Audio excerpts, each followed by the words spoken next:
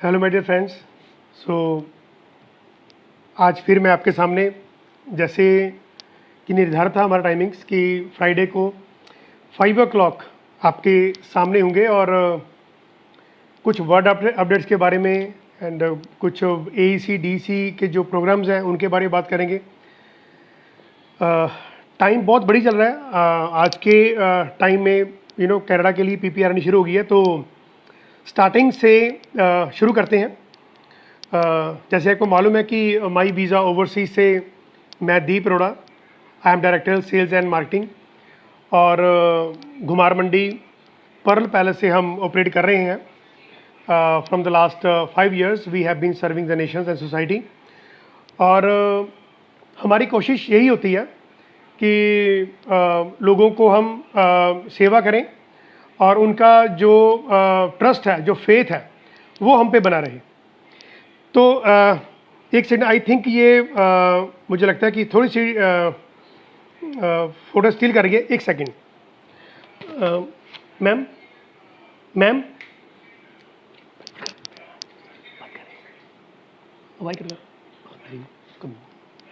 मेरे ख्याल में शायद थोड़ी सी टेक्निकल दिक्कत थी। एंड यस,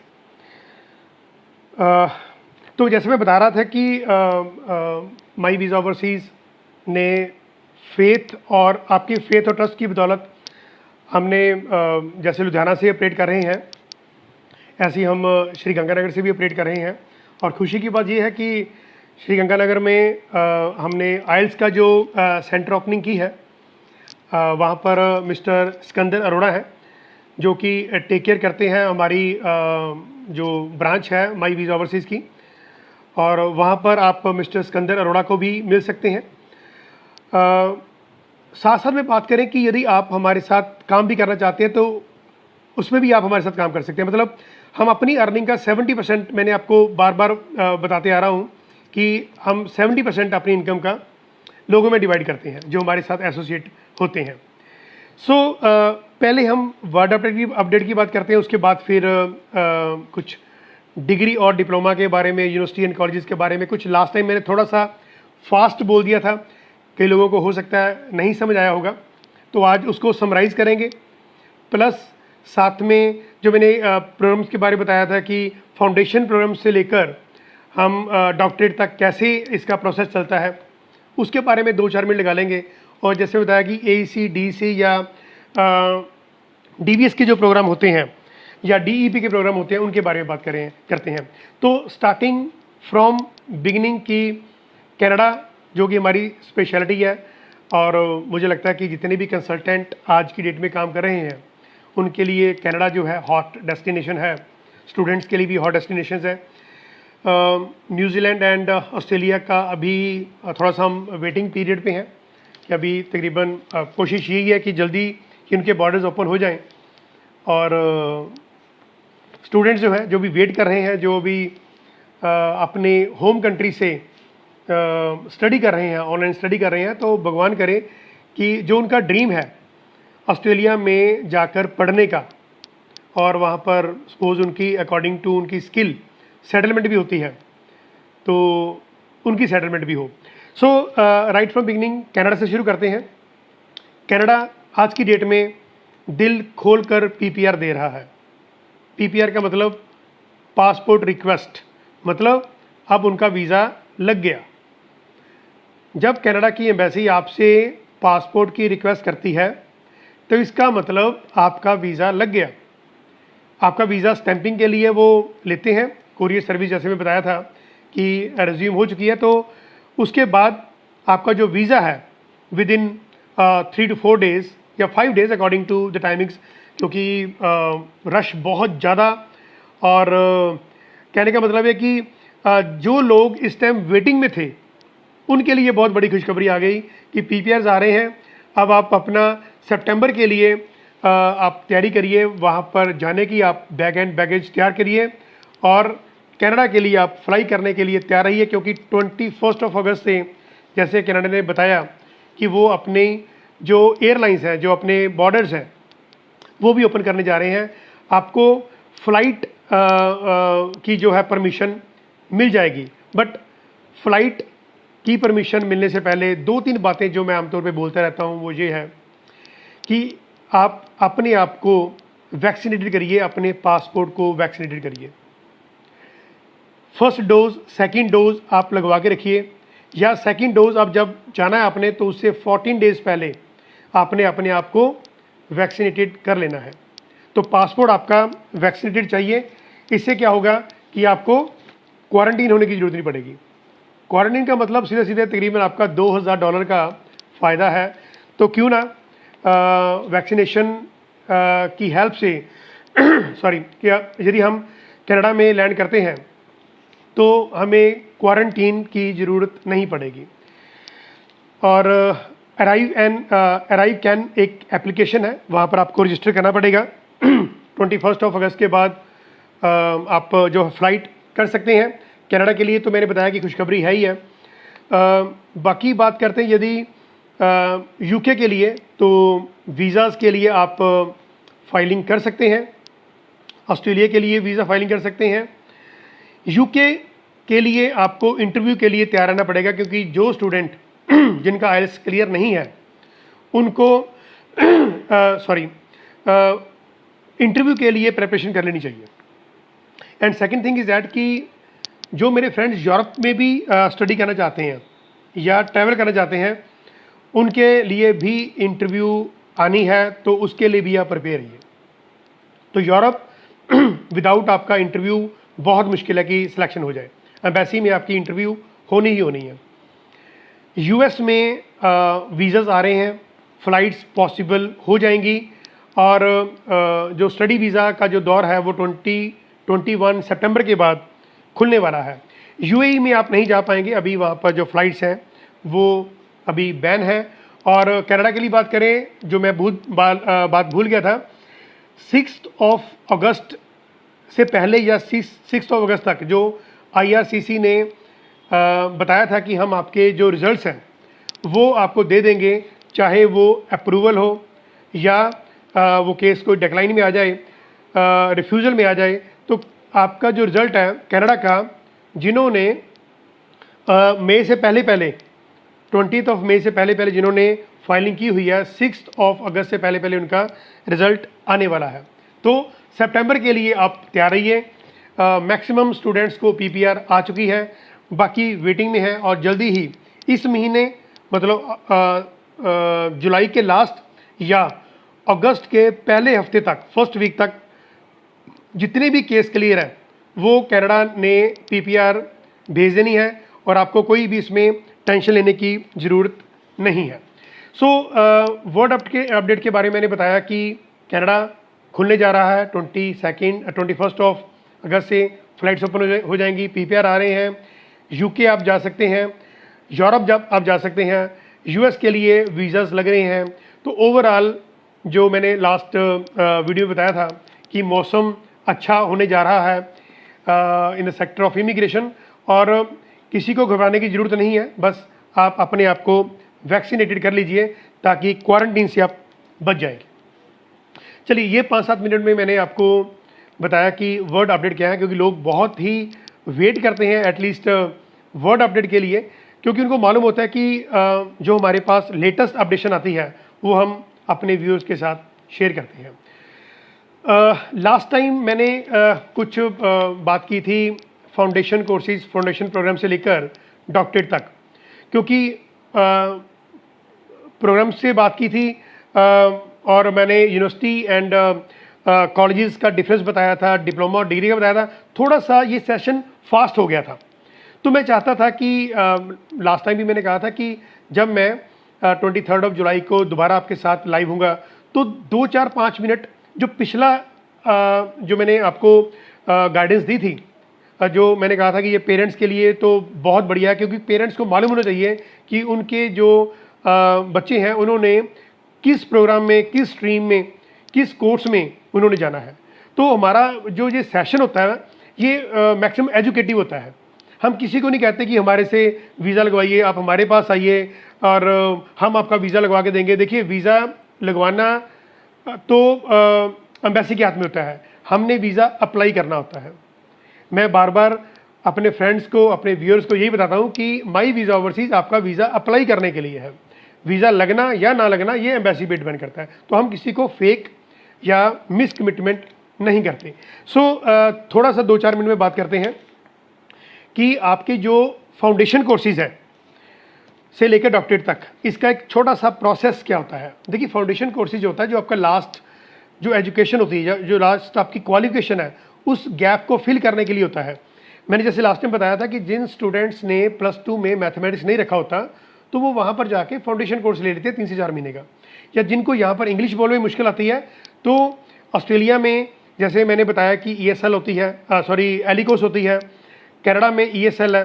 तो इंग्लिश है सेकेंड लैंग्वेज या जो English language intensive course for overseas student है, तो वो आप दूसरी कंट्री में जाके आप पढ़ सकते हैं। हम हालांकि हम इसको ज़्यादा प्रेफरेंस नहीं देते कि आप दूसरी कंट्री में जाकर 4-5 लाख रुपए लगाइए। इंडिया में ही आप तकरीबन यदि 10-20 हज़ार में ये सारा आपका कॉस्टिंग में हो जाता है तो why to waste 5 lakh rupees. और फिर भी कोई गारंटी नहीं होती आपकी कि फाउंडेशन कोर्सेज में आप क्लियर कर जाएंगे, आपको वीज़ा मिल जाएगा।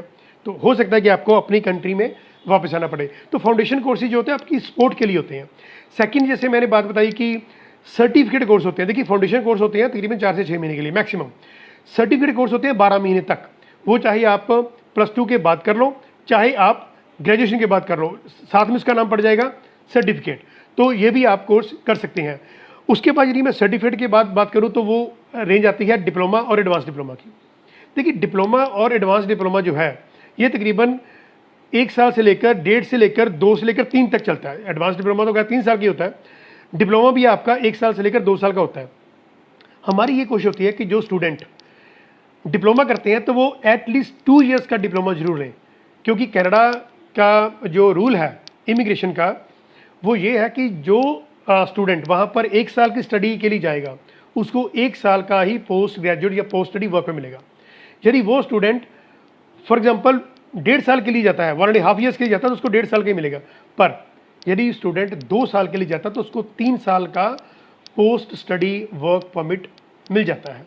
तो हमारी प्रेफरेंस यही होती है कि स्टूडेंट 2 साल का यहाँ पर डिप्लोमा ले ताकि उसको 3 साल का वहाँ पर पोस्ट स्टडी वर्क में मिल जाए। 5 साल की उसकी रेजिडेंसी के साथ साथ उसको परमानेंट रेजिडेंसी मिल जाती है या आगे जो उसका जो स्किल एनहांसमेंट होती है वो हो सकती है। उसके बाद हमने बात की थी कि डिग्री के बारे में। खैर, मैं अभी डिप्लोमा डिग्री में फ़र्क भी बताऊंगा, यूनिवर्सिटी और कॉलेज में भी फ़र्क बताऊंगा। डिग्री एक्चुअली 4 साल की है।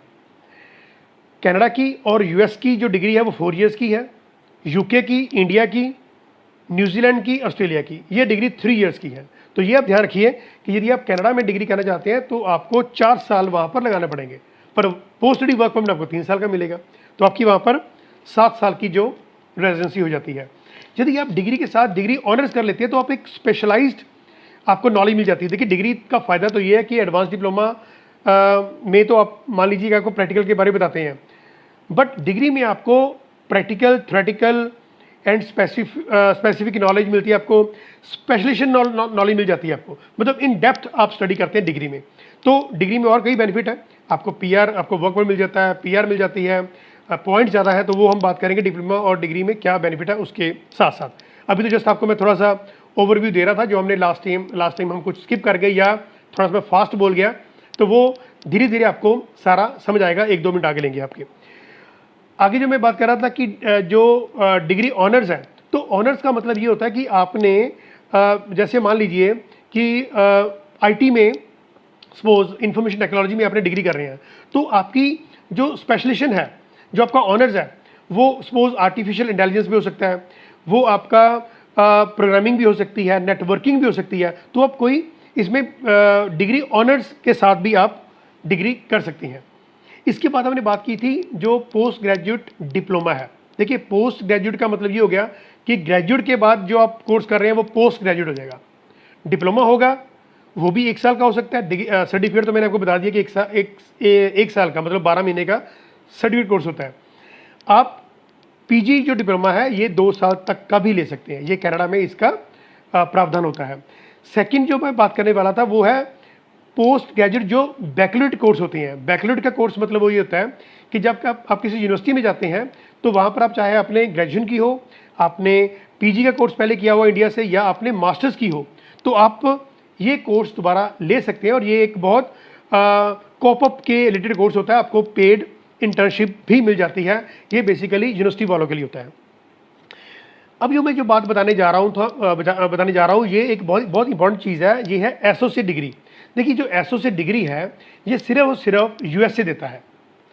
मतलब सपोज आप यूएसए में सपोज 4 साल की डिग्री करने जा रहे हैं, तो आप 2 साल की एसोसिएट डिग्री कर सकते हैं, बट आप कनाडा में भी एसोसिएट डिग्री कर सकते हैं।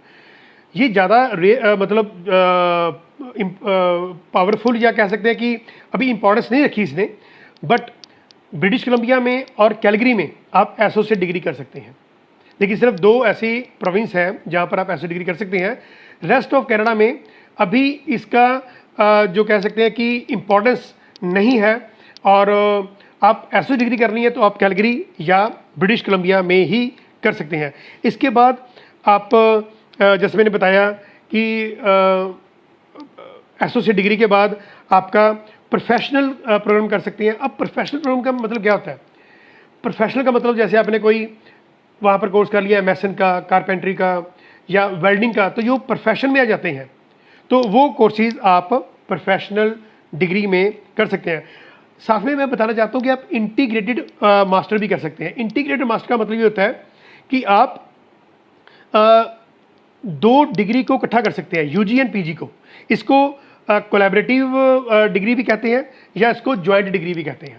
तो यदि आपने इंटीग्रेटेड मास्टर करनी है तो आप यूजी जैसे 3 से 4 साल का और पीजी 1 से 2 साल का, तो ये ड्यूरेशन आपकी 5 साल तक हो जाती है यदि आप +2 के बाद इंटीग्रेटेड करना चाहते हैं मास्टर्स। तो यूजी एंड पीजी के कोर्सेज इकट्ठे हो जाते हैं। इसके बाद आपकी आती है मास्टर रिसर्च। जैसे मैंने बताया कि मास्टर्स में आपको लास्ट में बताया था कि आपको थीसिस लिखने पड़ते हैं, 100 पेज का ऑलमोस्ट थीसिस लिखना पड़ता है, जिसमें आप जो एग्जिस्टिंग टॉपिक है उस पर आप सर्च या रिसर्च कर सकते हैं। तो इसमें हम इसको थीसिस कहते हैं, और आपने ये सबमिट करवानी होती है, उसके बेसिस पे आपकी इवैल्यूएशन होती है और आपको मास्टर्स की डिग्री दी जाती है। जो मास्टर रिसर्च होती है तो उसमें आपने कुछ नया टॉपिक लेकर इस पर रिसर्च करनी पड़ती है। और इसके बाद मैंने बताया था आपको डॉक्टरेट के बारे में। डॉक्टरेट में आप एग्जिस्टिंग टॉपिक पे बात नहीं कर सकते, आपको अपना कोई टॉपिक लेके उस पर रिसर्च करनी पड़ती है। तो डेसर्टेशन देनी पड़ती है, अप्रॉक्सीमेटली 250 पेजेस की डेसर्टेशन होती है। जैसे थीसिस होते हैं मास्टर्स में 100 पेजेस के, ऐसे ही डॉक्टरेट में आपको 250 पेजेस की आपको डेसर्टेशन सबमिट करानी पड़ती है। तो जैसे मैंने आपको पिछले 5-6 मिनट में बता दिया कि प्रोग्राम जो फाउंडेशन के कोर्सेज हैं, फाउंडेशन से लेकर डॉक्टरेट तक कैसे ये जो सीरीज़ है ये चलती, ये पेरेंट्स को मुझे लगता है कि ज़्यादा ज़रूरत है ये चीज़ समझने की, या जो कंसल्टेंट है इमिग्रेशन के, वो उनको ये चीज़ समझ आनी चाहिए, क्योंकि उन्होंने ही आगे स्टूडेंट्स को काउंसलिंग करनी होती। और मैं ये समझता हूँ कि एक कंसल्टेंट को एजुकेटिव होना चाहिए, लर्नर होना चाहिए, कि सीखने का जो उसका वे है वो होना चाहिए। ये मत कहना चाहिए कि I know each and everything. तो जैसे मैंने लास्ट टाइम आपको बताया कि हम भी स्टूडेंट हैं इमिग्रेशन के, हम भी पढ़ते रहते हैं, सुनते रहते हैं, देखते रहते हैं, बात करते रहते हैं, जॉर्डन कर लेते हैं, पर आपसे डिस्कस कर लेते हैं। हमने कोई देखिए हमने खुद तो बुक लिखी नहीं कोई ऐसी कि जहाँ पर ये सारा सीरीज़ हो। हमने अपने एक्सपीरियंस से, जैसे लेट्स सपोज मैंने अब मास्टर्स की हुई है इंग्लिश में, मैंने मास्टर्स एडमिनिस्ट्रेशन में की हुई है, तो इसके लेवल पे हम बता सकते हैं कि हमें एजुकेटिव होना चाहिए। जब तक एक कंसल्टेंट एजुकेटिव नहीं होगा वो अपने स्टूडेंट की काउंसलिंग कभी भी नहीं कर पाएगा। तो हमारी शुरू से यही गुजारिश होती है कंसल्टेंट्स को कि आप अपने आप को एजुकेटिव रखिए। खैर, तो ये तो बात हो गई थी फाउंडेशन कोर्सेज से लेकर डॉक्टरेट तक की। अब हम बात करते हैं कॉलेज अच्छा या यूनिवर्सिटी अच्छी। मैंने लास्ट टाइम बताया था कि ये आपकी पर्सनल राय है, मैं आपको पॉइंट्स बता सकता हूँ कि कॉलेज में क्या क्या है जो यूनिवर्सिटी में नहीं है, यूनिवर्सिटी में क्या क्या है जो कॉलेज में है। डिसीजन आपका होता है, ऑप्शन आपकी होती है, कोई अच्छा नहीं है कोई बुरा नहीं है, दोनों ही अपने लेवल पे इम्पॉर्टेंट है। तो कॉलेज और यूनिवर्सिटी से बात करने से पहले मैं बात करूंगा डिप्लोमा या डिग्री की। देखिए, डिप्लोमा करने के लिए आपको कॉलेज में जाना पड़ेगा। तो डिप्लोमा में जैसे आप सर्टिफिकेट कोर्स कर सकते हैं, डिप्लोमा कर सकते हैं, एडवांस डिप्लोमा कर सकते हैं, राइट। बट डिग्री के लिए आपको यूनिवर्सिटी जाना पड़ेगा। सो डिप्लोमा एंड डिग्री में फ़र्क क्या है कि डिग्री 4 साल की, डिप्लोमा 1 से 2 से 3 साल का, मतलब एडवांस डिप्लोमा 3 साल का। और डिप्लोमा में आपकी जो फीस स्ट्रक्चर है, जैसे प्राइवेट कॉलेजेस का आपको फीस स्ट्रक्चर मालूम है कि 8,000 9,000 से शुरू हो जाता है और 15-16,000 तक ये चलता है। बहुत रेयर कॉलेज होंगे जो 18,000 19,000 तक जो फ़ी है वो चार्ज करते हैं। बट यदि आप सपोज डिग्री करना चाहते हैं तो डिग्री में आपकी जो कॉस्टिंग है बढ़ जाती है, तो अप्रॉक्सीमेटली $25,000 से लेकर $35,000 तक ये आपकी फीस स्ट्रक्चर चले जाता है। डिग्री में नेचुरली कि आपको आइल्स के बैंड की भी ज़्यादा जरूरत पड़ती है, 6.5 बैंड की जरूरत पड़ती है, जबकि डिप्लोमा में आपका 6 बैंड ईच भी आ जाए तो आपको एडमिशन मिल जाती है। जब आप डिप्लोमा करते हैं तो आपको 15 पॉइंट्स ट्रांसफ़र होते हैं और डिग्री में आपको 30 पॉइंट ट्रांसफ़र हो जाते हैं, तो ये आपका बेनिफिट है। डिग्री करने के बाद आपको जो वर्क है, जो पोस्ट स्टडी वर्क परमिट है या ड्यूरिंग स्टडी भी आप वर्क करते हैं, उसकी अवेलेबिलिटी ज़्यादा बन जाती है, पीआर के चांसेस ज़्यादा बन जाते हैं। पर डिप्लोमा में आपको कुछ स्ट्रगल करनी पड़ सकती है और डिप्लोमा में प्रैक्टिकल नॉलेज ज़्यादा मिलती है, बट डिग्री में प्रैक्टिकल प्लस थ्योरेटिकल नॉलेज मिलती है। तो मोटी मोटी बात यह करी, कॉस्टिंग भी डिग्री की ज़्यादा है, ड्यूरेशन भी ज़्यादा है, डिप्लोमा की कम है, क्योंकि 2 साल का डिप्लोमा है और 3 साल का एडवांस डिप्लोमा है। तो ये तो मैंने मोटी मोटी बात बता दी आपको डिप्लोमा और डिग्री के बारे में। अब यूनिवर्सिटी एंड कॉलेज के बारे में 1-2 मिनट लगाते हैं, फिर हम DEC एंड AEC के जो प्रोग्राम्स हैं जो मॉन्ट्रियल में चलते हैं उसके बारे में 5 साल में बात करेंगे जी। तो अब बात करते हैं कि यूनिवर्सिटी के कॉलेज। देखिए, यूनिवर्सिटी में जाना है तो आपको ये माइंड प्रिपेयर करके जाना पड़ेगा कि आपको जो सीरीज़ लेके जानी पड़ेगी वो आपको माइंड में रखनी पड़ेगी। आपको बहुत फोकस होना पड़ेगा कि पहले मैंने डिग्री करनी है यहाँ पर जाके यूनिवर्सिटी में, उसके बाद मैंने मास्टर्स करनी है, उसके बाद मैंने डॉक्टरेट करनी है, PhD करनी है, फिर तो जाइए आप यूनिवर्सिटी में। Future the best, bright future, कोई दिक्कत नहीं है आपको पोस्ट स्टडी वर्क परमिट लेने में, कोई दिक्कत नहीं है PR लेने में, आप बस वहाँ पर तो आप बहुत बढ़िया आपका। बट ये उनके लिए है जो जिनका फ्यूचर बड़ा क्लियर है, जिनकी फोकसिंग है कि हमने डॉक्टरेट करनी है या एटलीस्ट मास्टर तो करनी है, उनके लिए यूनिवर्सिटी बेस्ट है। अब कॉलेज के लिए इच्छा है, जिन्होंने 2 से 3 साल का डिप्लोमा करना है, एडवांस डिप्लोमा करना है, उनके लिए कॉलेज बढ़िया। और नो डाउट कि आपको वर्क में मिल जाता है, PR भी मिल जाती है, उसमें कोई दिक्कत नहीं आती।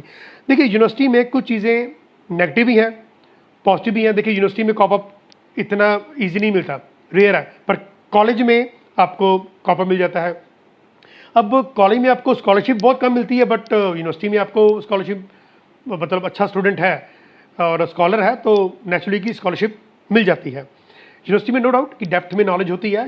डिप्लोमा कॉलेज में आपको जो नॉलेज है वो लेयर्स पे नॉलेज होती है। तो इसको हम ये कह सकते हैं कि जिन्होंने लेयर्स पे, सरफेस पे नॉलेज लेनी है तो वो कॉलेज आए, जिन्होंने डीप डाइव करना है तो वो यूनिवर्सिटी में स्टडी कर सकते हैं। जैसे मैं बताया कि डिग्री के लिए आपको 25,000 के करीब आपकी स्टार्टिंग होती है, डिप्लोमा में तो खैर आप 8,000 से लेकर 15,000 तक आपकी जो फ़ी है, ट्यूशन फीस है, वो देते हैं। कॉम्प्रिहेंसिव स्टडी बहुत ज़बरदस्त है। डिग्री लेवल में, डिप्लोमा में आपको वो नॉलेज नहीं मिलती जो डिग्री में मिलती है। नो डाउट आइल्स में आपकी स्कोरिंग है वो बढ़ जाती है डिग्री करने के लिए। डिप्लोमा में 6 बैंड ईच आपको मालूम है कि SGS में आपकी फाइल लग जाती है। देखिए, स्विचिंग की बात करें, कॉलेज में स्विच कर सकते हैं, यूनिवर्सिटी में आप अपने प्रोग्राम्स को स्विच नहीं कर पाते। डॉक्यूमेंट्स की बात करें तो नेचुरली कि डॉक्यूमेंट जो है वो यूनिवर्सिटी में ज़्यादा चाहिए होते हैं, कॉलेज में आपके डॉक्यूमेंटेशंस की requirement as comparison to university वो कम रहती है। तो मोटी मोटी बातें मैंने बता दी कि कॉलेज एंड यूनिवर्सिटी में क्या फ़र्क है, डिसाइड आपने करना है कि आपने यूनिवर्सिटी जाना है या कॉलेज जाना है। माई वीज़ा ओवरसीज इस चीज़ को नहीं इनकरेज करता कि आप यूनिवर्सिटी जाइए या कॉलेज जाइए। डिप्लोमा डिग्री के बारे में मैंने आपको बता दिया। अब हम बात करते हैं कि जो मॉन्ट्रियल में जो प्रोग्राम्स हैं वो किस लेवल पे हमें चूज़ करने चाहिए, क्योंकि मुझे जितनी भी कॉल्स आती हैं मैक्सिमम उनमें यू कैन इमेजिन कि यही पूछते हैं कि सर ये AEC का कोर्स है कि DEC का कोर्स है, या ये कोर्स DEP का है, ये कोर्स DVS का है, इसके बारे में बताइए। तो 5 मिनट 7 मिनट हमारे पास है, तो इसके बारे में बात करते हैं। देखिए जो कोर्स AEC के हैं, देखिए AEC और ACS, ACS का मतलब होता है attestation of college studies, ACS attestation of college studies, इसको हम AEC भी कहते हैं, तो नेम सेम है। अब इसका फ़ायदा नुकसान क्या है ये देख लीजिए एज़ कम्पेयर टू DEC। तो मैं पहले DEC के बारे में बताता हूँ। DEC का मतलब होता है डिप्लोमा ऑफ कॉलेज स्टडीज़।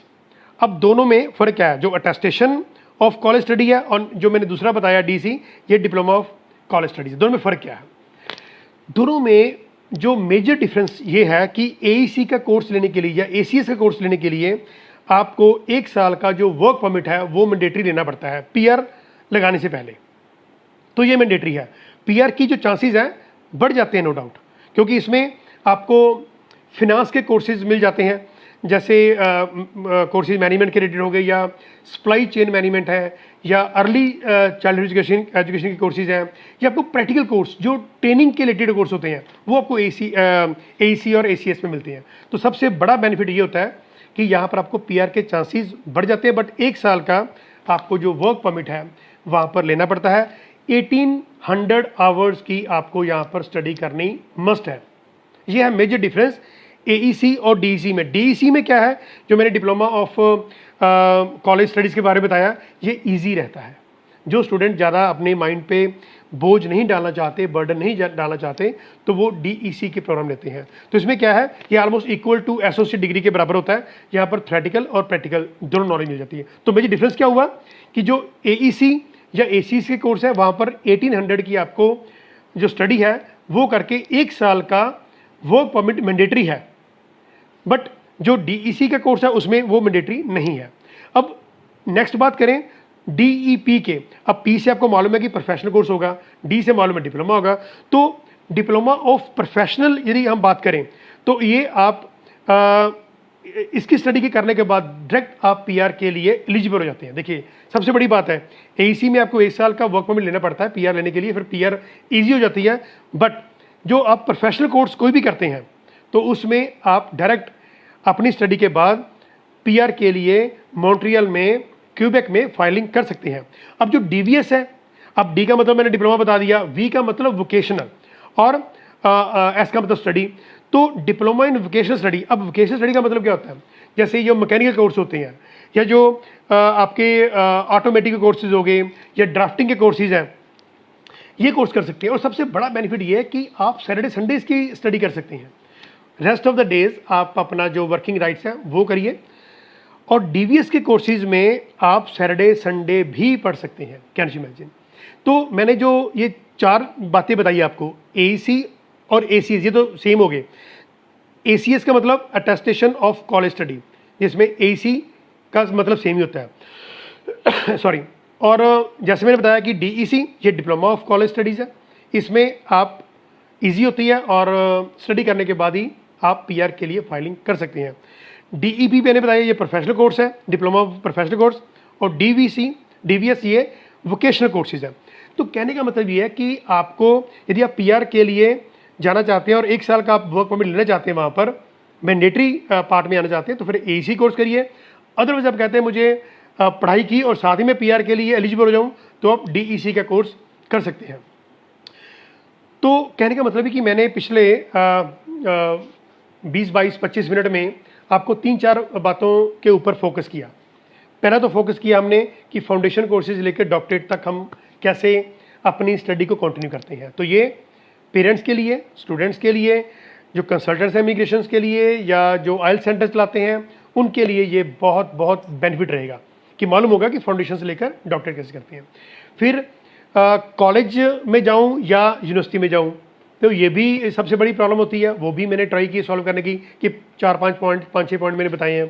फिर डिप्लोमा लें या डिग्री लें, जिसमें कॉस्टिंग की बात की या ड्यूरेशन की बात की, डिग्री में ज़्यादा है तो वो अपने देख लेने हैं। यदि आप डेडिकेटेड हो स्टडी के लिए, यदि आप फोकस्ड हो, तो आप डिग्री कर सकते हैं। तो माई वीज़ा ओवरसीज़ नहीं कहता कि डिग्री करो या डिप्लोमा करो, कॉलेज जाओ, यूनिवर्सिटी जाओ।